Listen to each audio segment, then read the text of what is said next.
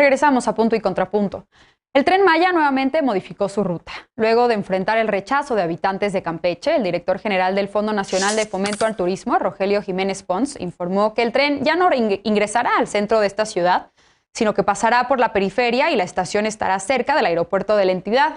Tras la presentación de los lineamientos de diseño y planificación urbana de la macroobra, Jiménez Pons dijo que el paso del tren por el centro de Campeche implicaba construir un viaducto de 14 kilómetros y reubicar a 300 familias. El colectivo Tres Barrios, que encabezó la oposición a la ruta, reconoció que las autoridades hubieran recapacitado y que hubiera primado la razón y no la imposición.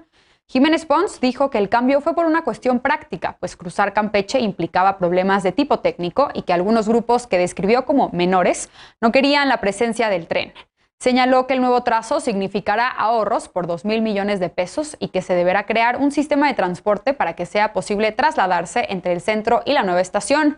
Tres Barrios, integrado por habitantes de 3 barrios tradicionales, apuntó que durante 2 años 110 familias se habían resistido a los desalojos a los que se les quería obligar y que muchas otras se oponen a que se destruyan sus barrios, sus vínculos y su identidad. Aclaró también que los juicios de amparo que presentaron contra el trazo de la obra siguen en curso y que no desistirán hasta que haya alguna garantía legal sobre el cambio de ruta. Segundo tema de la noche, comienzo contigo, Alfredo. Retomamos el tema del Tren Maya y bueno, ya la nota hacía una explicación sobre la decisión que se tomó de cambiar la ruta que pasa por Campeche del tren. ¿Qué decir de esta decisión? ¿Te parece que fueron los amparos de las comunidades que han presentado o que se oponen a este megaproyecto? ¿O crees que fueron también los costos que implicaban? No sé, mira, habría que analizar qué tanta importancia tuvo que la resistencia viniera de una comunidad del centro de Campeche, que no se puede invisibilizar tanto como se ha tratado de invisibilizar, como este gobierno ha tratado de invisibilizar las resistencias que están dando en los distintos pueblos que están contemplados a afectar en este megaproyecto de la muerte, como le dijeron algunas personas indígenas que no se les permitió la entrada al Zócalo capitalino en la conmemoración de los 500 años de su resistencia, por cierto. Hay un artículo de Luis Hernández Navarro del año pasado, de marzo del año pasado, que creo que es el mejor artículo que se ha escrito para entender muy bien la profundidad, cómo este concepto de desarrollo que se está tratando de imponer en la península de Yucatán, pues está construido sobre el neoliberalismo puro, ¿no? Esta idea de que la pobreza y la precariedad en las comunidades de Yucatán, por ejemplo, son producto de un supuesto aislamiento y de una falta de Estado, dice Luis Hernández Navarro, pues no es cierto. La miseria que se vive en esas regiones no es falta de ese desarrollo, o sea, de esa forma de vender el desarrollo, de imponer ese modelo de desarrollo, sino de un modelo de acumulación de capital que ha sido impulsado por el Estado y el mercado, y muchas cosas que pueden dar testimonio de esto están ahí desde, 2017. Yo recuerdo perfectamente que cuando se presentó el proyecto de Nación 2018-2024 ya venía, ¿no? El Tren Maya, entre muchas otras cosas. Hay que recordar quién encabezó la coordinación y el armado de ese proyecto de Nación 2018-2024, que fue Alfonso Romo. Que esto, con lo que explica Luis Hernández Navarro, pues hace todo el sentido con lo que ya hablamos en algunas ocasiones aquí sobre ese megaproyecto de Alfonso Romo, con el que se intentaba crear suelo ideal para la siembra, pero que terminó devastando incluso son territorios importantes y naturaleza en la zona de Tizimín. Entonces, ese modelo de desarrollo que ha privilegiado, que estuvo impulsando Alfonso Romo hacia el sur, es lo que realmente está detrás de los intereses de quienes apoyaron y quienes impusieron esta idea del Tren Maya, que, como digo, si desde 2017, cuando se presentó el 20 de noviembre ese plan de ese proyecto de Nación 2018-2024, ya era una decisión tomada, lo que hemos visto en los últimos años es ver al gobierno tratando de adaptar las cosas que estuvieron en falta desde un primer momento para llegar a esos consensos que tendrían que darse en las comunidades para preguntarles a ellas cuál es su modelo de bienestar o de estabilidad, no de desarrollo, no de un desarrollo neoliberal impuesto por un gobierno supuestamente de izquierda. Violado absolutamente el derecho de los pueblos indígenas a esa consulta previa, libre e informada, como la propia Organización de las Naciones Unidas ha documentado en nuestro país. Ana, ¿tú cómo ves este cambio en la ruta del Tren Maya en Campeche? Tomando en cuenta lo que acaba de ocurrir en esa entidad, ¿podríamos esperar que ocurriera lo mismo, que se tomara en cuenta a otras comunidades que también se oponen en la construcción de este Tren Maya, por ejemplo en Yucatán, en donde también ya se han otorgado ciertas suspensiones a la construcción de esta obra? ¿Cómo lo ves?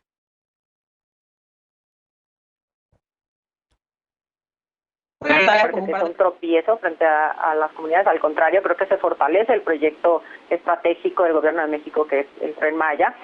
porque precisamente una de las fortalezas y de las promesas de este gobierno ha sido incorporar la voluntad popular a las decisiones justamente de esta administración.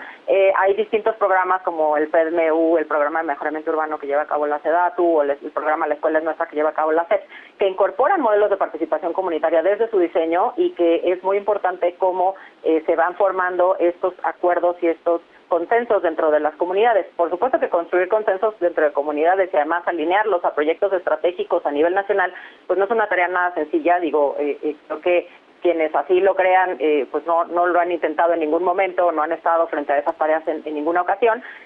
y pues evidentemente a mí me parece que en términos de análisis de política pública, pues es algo positivo que una política pueda ser flexible y sujeta a cambios que van de acuerdo a los temas democráticos. También otra de las precisiones que quería hacer es que en la nota se dice que, digamos, como que el titular de Fonatur mencionaba que no había consideración de la opinión popular, pero creo que, es un tema de lecturas, porque ahí habla de que los tiempos y costos de la relocalización iban a ser muy extensos y que esto perjudicaría como la ruta y la planeación del mismo tren, lo cual implica pues que sí, las voluntades están siendo tomadas en cuenta, y creo que, en ese sentido sí, el ahorro que va a conllevar de 2,000 millones de pesos puede ser pues muy fructífero, ¿no? Si se va a repetir en otras comunidades, pues dependerá de la organización de las comunidades. Yo creo que la sociedad civil debería estar abogando por esta organización y que sea efectivamente democrática. La democracia se construye así, ¿no? A través de acuerdos y de negociaciones y de tomar en cuenta a la gran diversidad de la población.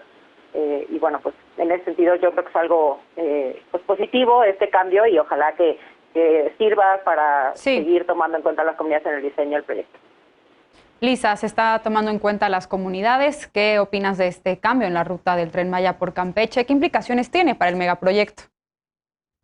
Yo creo que justo el análisis del proyecto del Tren Maya se tiene que hacer por tramos, y lo hemos discutido mucho en esta mesa, porque creo que no es lo mismo efectivamente cuando estábamos hablando del paso, por ejemplo, por zonas protegidas de selva, en lo que podría ser el tramo de Escárcega-Chetumal, ¿no? Que justamente la posibilidad de modernizar la vía que ya corre por la ciudad de Campeche, la estación que ya existe en la ciudad de Campeche, y conectar pues uno de los puntos principales del interés del Tren Maya, que se supone que es un tren turístico, con una ciudad que es patrimonio de la humanidad, ¿no? Declarado por la UNESCO, que es una ciudad justamente que ya tiene la infraestructura por la que en realidad podía haber pasado el tren. Aunque sí tengo que decir que cuando estamos mirando toda esta parte de la ponderación de los derechos y de los objetivos de política pública, lo que podría entregar el tren, pues evidentemente de un lado están los derechos de vivienda, propiedad, etcétera, arraigo territorial, pertenencia a la comunidad de las personas, en este caso, que promovieron sus acciones legales. Pero también por el otro estaba la posibilidad de que realmente pues ese tren sí llegara a la ciudad de Campeche, sí pudiera conectar un punto turístico, sí pudiera aprovechar la infraestructura que ya existía ahí, y que eso se hubiese solucionado si en realidad antes de empezar formalmente las obras del tren se tuvieran solucionados los temas de derecho de vía, la compra de los terrenos para las estaciones y demás, que parecería, insisto, no conozco el fondo del asunto de lo que promovieron estas comunidades, que es una de las cosas que no queda resuelta, porque no están de acuerdo tampoco, no estuvieron de acuerdo con los planes de reubicación y de expropiación para la compra del derecho de vía y el paso del tren. Ojalá realmente esto signifique un ahorro. De acuerdo a la revisión somera que hice del nuevo nuevo tramo, va a quedar, digamos, como lo suficientemente lejos del centro como podría ser el aeropuerto, pero todo en Campeche está tan cerca que son 10 minutos y al final del día pues no estaría tan grave. Lo que creo que habría que subrayar en este caso muy particular, que no es necesariamente una consulta indígena o no es el caso de los recursos naturales, es que se empezó esta obra en este tramo sin resolver los derechos de propiedad. Bien, finalmente, Eder, y te pido un poco de brevedad porque se nos fue el tiempo. Prácticamente ninguna de las obras de infraestructura de este tamaño inician teniendo resueltos todos los permisos de suelo. Se tiene que ir resolviendo tramo por tramo, prácticamente en todos los casos. El proyecto del Tren Maya es el proyecto de infraestructura más reconocido en América Latina y el Caribe, y además ahora que a partir de la voluntad de una comunidad de 300 personas, que además no fue por consenso, es decir, no hubo unanimidad, incluso al interior de esta pequeña comunidad, no todo el mundo estaba en contra del tren, pero escuchó el gobierno de México y en vez de hacer lo que antes se hacía para imponer un proyecto tan importante de infraestructura, escucharon y entonces resolvieron pasar por otro lado. ¿A quién le afecta realmente esa modificación? A la población, que ahora va a tener que pagar una combi o un camión para llegar a la estación del Tren Maya, que antes iba a estar ahí en el centro de su ciudad, a los comercios locales, que por supuesto que va a haber pérdidas en la inversión dentro de la ciudad de Campeche, porque el Tren Maya está generando un montón de inversiones para los municipios en donde va a pasar el tren. El presidente López Obrador hace muy poco tiempo, un par de semanas, en la presa del Zapotillo, dio a conocer que como hay 3 comunidades que se oponen a que se construya esta presa, y no solamente es que se opongan porque no, el gobierno les iba a resolver su casa y el terreno, pero se inundan sus iglesias y se inunda a sus muertos, y así lo dijo Andrés Manuel López Obrador. Por eso está proponiéndoles a estas 3 comunidades que les permitan utilizar la presa hasta el 80%, para que no se inunden las comunidades, sigan viviendo ahí, y entonces el costo será que no se pueda cubrir de agua al estado de Guanajuato. Eso es escuchar a los pueblos, aunque sean minoría, que lo son.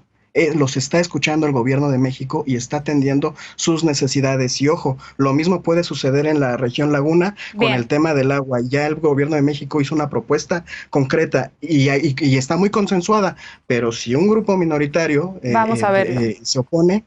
entonces no se lleva a cabo ese proyecto tampoco. Bien, pues se nos fue el tiempo de este bloque, tenemos que hacer una pausa, vamos a darle seguimiento seguramente a la construcción del Tren Maya.